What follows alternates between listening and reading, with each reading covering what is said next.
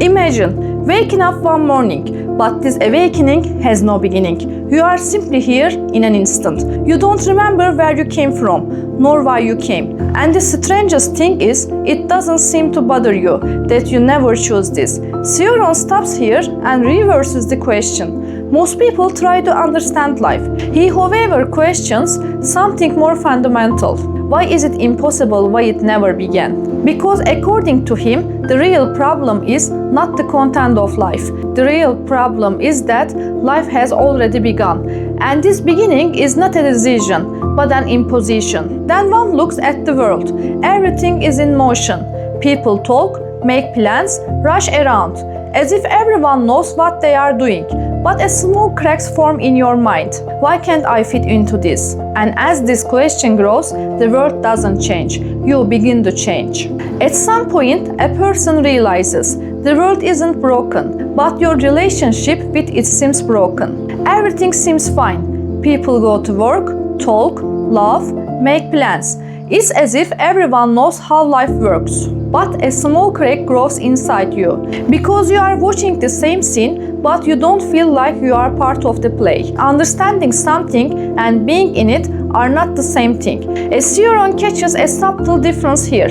People don't seem to live life, they seem to imitate it. He doesn't say this in a negative sense. He sees it more as a mechanical reality. People talk, but there is no real. Why behind their conversations? They move, but the movement itself isn't questioned. And when you realize this, the world doesn't change.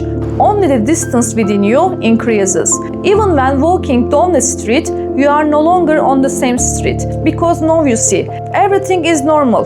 Because it is normal. After a while, thinking begins. But this isn't a choice. It feels like a break. It starts with a sentence. It starts with an image. Sometimes it starts with nothing. And then it doesn't stop. At first, there is only the question. Why is this like this? But this question soon expands. Why is this there? Why am I here? Why not otherwise? And in the end, even the question isn't clear. Only a discomfort remains. Cioran seems to be saying something very clear here. Thought does not produce solution. It only magnifies the clarity itself. You look at a tree. At first, it's just a tree. Then it becomes life. Then it becomes transience. And it becomes annihilation. But no stage comforts you. On the contrary, each layer creates more distance. And the strangest thing is this, the deeper you go, the more you detach yourself from the surface. Thought doesn't progress, thought distances. When a person is struggling, they say something without thinking. It will pass. This sentence comes almost automatically because a person needs the feature to endure. But Cioran stops here and examines this reflex. When you say it will pass, what do you actually mean? That the pain will truly disappear or that you will get used to it? Most of the time, it's the second option because pain rarely disappears. It only changes place. For a period, it becomes a physical weight. For a period, it becomes a mental silence. For a period, it becomes feeling nothing at all. But in none of them does it truly disappear. And that's where hopes come in. Hope doesn't correct reality. It covers up reality. Man invents the future because he cannot bear the harshness of today. But when that future arrives, it turns into a new today. And the same cycle repeats. Cioran question sharpens here. If hope is merely a delayed awareness, then is it really strength that sustains us or just delay? At some point, a person looks at themselves and realizes the thing they call I is not fixed. What they felt yesterday is not the same as what they feel today. But the name is the same, and this small contradiction grows over time. There is not a single voice within. One side wants to continue. One side wants to stop. One side seeks meaning. One side thinks nothing is meaningful. One side wants to remember. One side wants to forget. And these voices are incompatible with each other. They only exist in the same body. Cioran comes to a very clear conclusion here. A human being is not a single whole. It is a temporary combination of parts that constantly cancel each other out. Therefore, even decisions are not entirely yours. You think you have chosen something, but in reality, one tendency within you has prevailed over another. And when this is realized, the feeling of control over oneself weakens. Because even what you call I decide is actually just a temporary result of inner conflict. At some point, a person looks upwards. It's like a reflex. It might have been taught in childhood, or it might be completely instinctive. But within that case, there is only one expectation, an answer. Because the things you experience start to feel too heavy when you are alone. Pain seems random. Happiness seems temporary. Life seems explicable. When one wishes that these things had meaning, an order, a plan, at least a reason. But Cioran stops here and considers a very simple possibility. What if there is no explanation behind anything? What if this chaos is not a plan? At this point, the idea of God comes into play. But for Cioran, God is not a solution, it's a possibility. And this possibility splits in two. Either God does not exist, or he exists but does not answer. In the first case, the universe is empty. In the second case, the universe is heavier. Because it is possible to live with emptiness, but it is more difficult to live with silence. One asks questions. Why am I here? Why am I living this way? Does this have any meaning? But the answer doesn't come. And over time, people realize the questions change, but the results remains the same. This lack of answer eventually ceases to be a temporary situation. It becomes permanent. The problem is no longer not being able to find an answer. The problem is that the answer may never exist.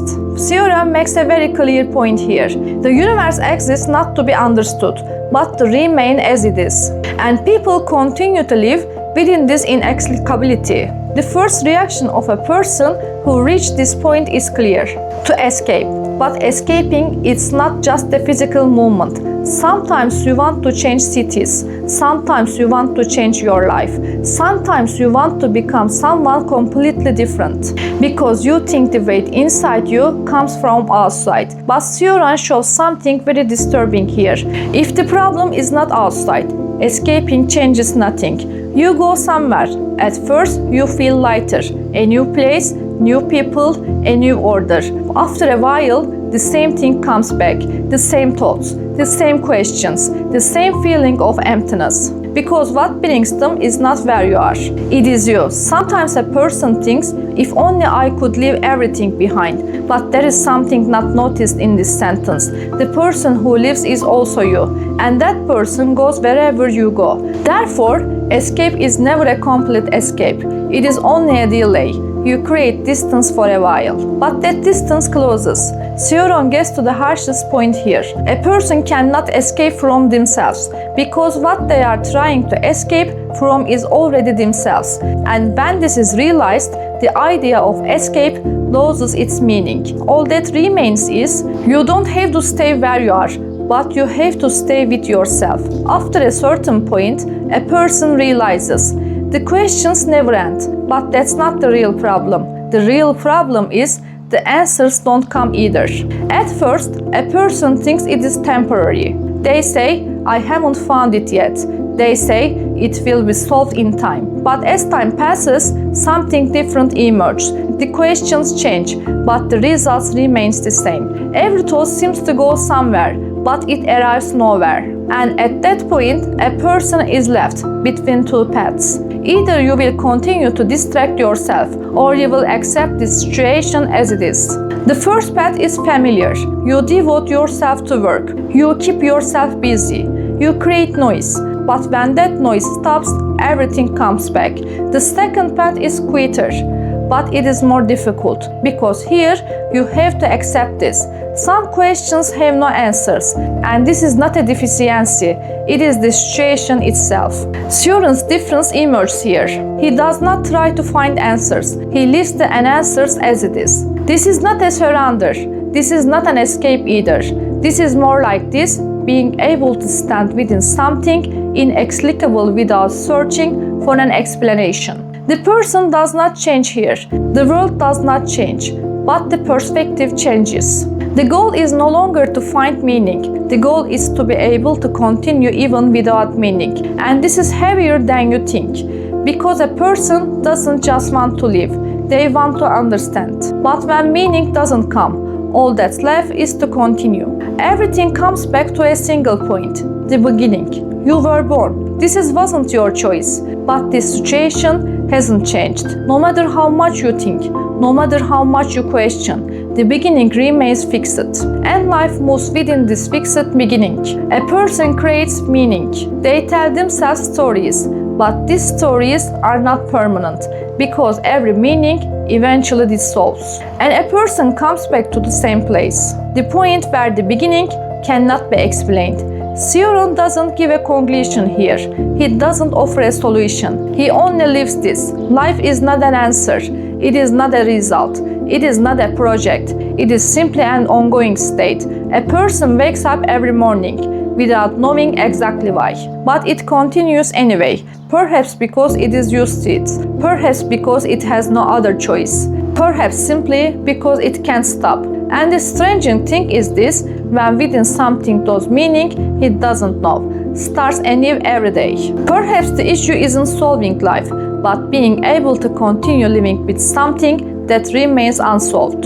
If this video stayed with you somewhere, if even a single sentence made you stop and think, if it made you feel that you are not alone. To keep these kinds of videos coming, liking the video, leaving your thoughts in the comments, and sharing it is enough for us to continue this journey together.